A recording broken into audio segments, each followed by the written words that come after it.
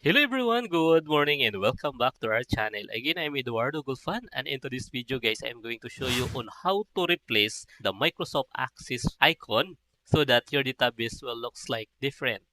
So, to give you an idea, let me show you this sample. So, let us open this sample database and let us log in using admin account 123.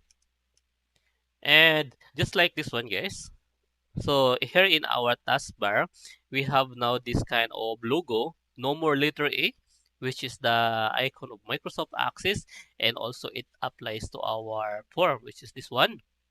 And another sample, maybe here in our settings, drop-down list. So we have also this one, that kind of icon, and let us close this. By the way, I'll show you another one. How about the supplier? Okay, so we have now this logo. Let's close another sample. Let's type payments.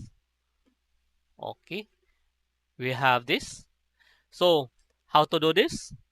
If you are still interested, please watch this video until the end and please subscribe if you have not yet subscribed. So now let us use this another sample database without an icon. Okay, and I will close this. And then, since our menu has been disabled, so I will use this one, my developer login form, and then I will click this to show the toolbar or the menu. Okay, and then now we have an access to the file. Then click the option, and then in the current database, please enter the name of your database. Don't forget this one because even if you put an icon, it won't work if you will not put a name. So for example, sample database. And then I will browse an icon. By the way, guys, the icon should be in the icon format or that icon. The PNG, the JPEG won't work. So it's not applicable. So let's find where is my axis spot. This one. And then sample.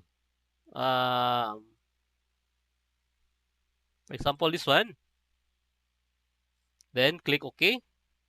Now, it should be also checked, guys. This one. It should be checked.